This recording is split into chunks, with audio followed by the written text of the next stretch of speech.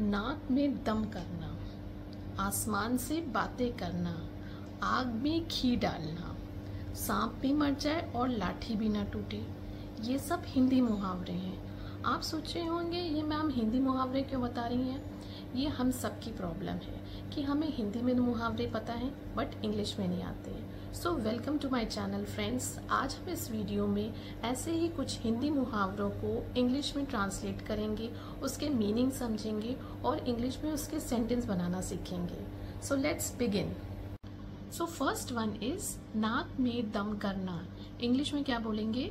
To get on someone's nerves, या फिर हिंदी में बोलेंगे किसी को बार बार परेशान करना। For example, the teacher left the class very angrily because the student were getting on teachers nerves. Hindi में क्या बोलेंगे?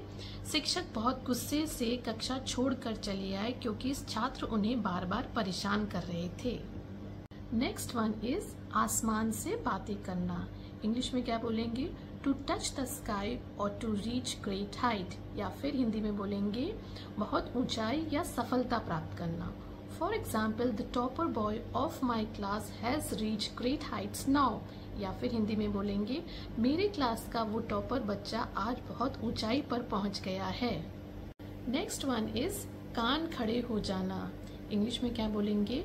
टू बिकम अलर्ट और टू गेट सस्पिशियस। हिंदी में क्या बोलेंगे? चौकन्ना हो जाना या फिर सतर्क हो जाना। For example, last night when the dogs were barking at the tapes my years stood up, या फिर हिंदी में बोलेंगे पिछली रात जब कुत्ते चोरों पर भौंक रहे थे तो मेरे कान खड़े हो गए। नेक्स्ट वन इज दांतों तले उंगली दबाना। इंग्लिश में क्या बोलेंगे? टू बी एस्टोनिश्ड और अमेज्ड और to be extremely surprised. Hindi में क्या बोलेंगे? किसी भी चीज को देखकर बहुत हैरान हो जाना।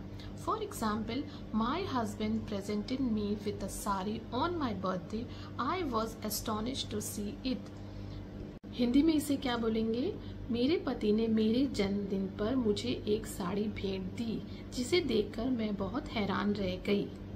नेक्स्ट वन इज नाक कट जाना। इंग्लिश में से कहेंगे to lose face. It means to lose respect in public or to be humiliated.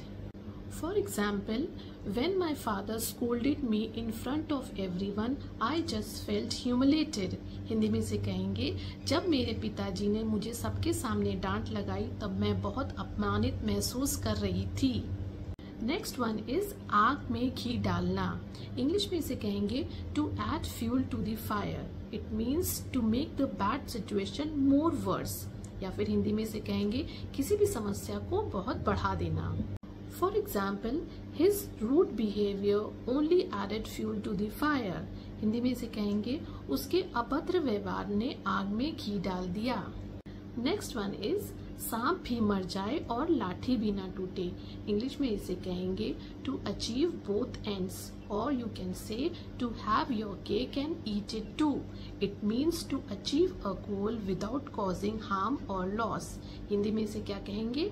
बिना किसी नुकसान के दोनों लक्ष्य प्राप्त करना। For example, my friend wants to travel a world and save a lot of money. At the same time, she is trying to have her cake and eat it too. या फिर मेरी दोस्त दुनिया भी घूमना चाहती है और साथ ही पैसे भी बचाना चाहती है। नेक्स्ट वन इज ऊंट के मुंह में जीरा। इंग्लिश में क्या कहेंगे इसे?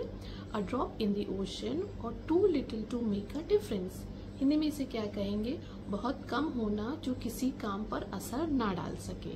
For example, the little information he had was not quite reliable, या फिर उसके पास जो थोड़ी सी जानकारी थी वो पूरी भरोसेमंद नहीं थी। नेक्स्ट वन इज दूध का जला छाछ भी फूंक फूंक कर पीता है।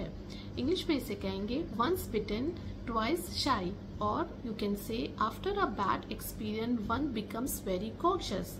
हिंदी में से कहेंगे कुछ बुरी घटना होने के बाद बहुत सतर्क हो जाना।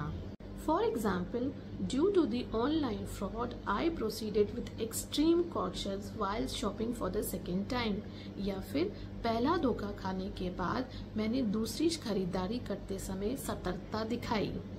नेक्स्ट वन इज नाच न जाने आंगन टेढ़ा। इसका मीनिंग मैं नहीं बताऊंगी, इसका मीनिंग आप मुझे कमेंट में लिख के बताएंगे। और अगर ये वीडियो अच्छी लगी हो तो please like, share and subscribe.